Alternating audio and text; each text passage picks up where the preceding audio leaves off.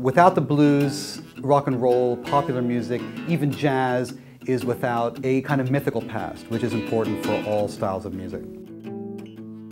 In order to play the blues, you have to understand its history and you have to delve into its history. It's research. The early types of blues were probably field hollers and plantation songs. Some people say it does come from West African traditions, and there's a lot of elements about the blues, especially things like string bending, which relate to West African styles of singing.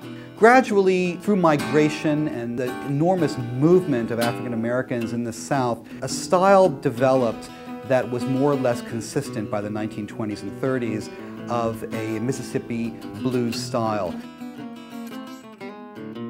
With the demise of the plantations, these musicians traveled north to the major centers of Detroit, Cleveland, and mostly Chicago. To accommodate this enormous migration of players, record companies were set up in Chicago, most notably Chess Records.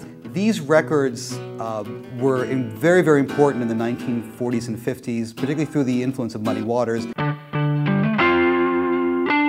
They reached the ports of places like Liverpool and Southampton, and there they were quickly bought up by an English public who were searching for their own identity. They identified mostly with African American musicians. They saw a raw appeal, they saw something that was authentic, that was part of history. You could hear the blues influence in all popular music since that time, especially in groups from the 1960s on, particularly the groups coming out of England, the Rolling Stones, absolutely, and Led Zeppelin, all throughout the 1970s, and even the Beatles.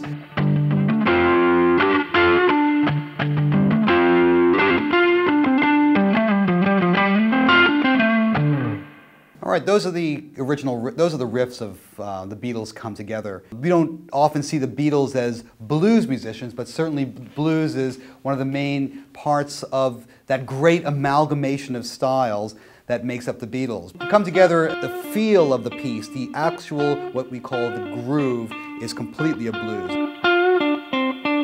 So the blues is not just about this type of song, it's about how the song is played. And it continues to exert an enormous influence today by the fact that the blues offers us a portal through which we can understand music migration, musical transmission, the movement between acoustic and electric, and the cyclic aspect of revival, since blues continues to be revived by successive generations according to their historical desires and needs.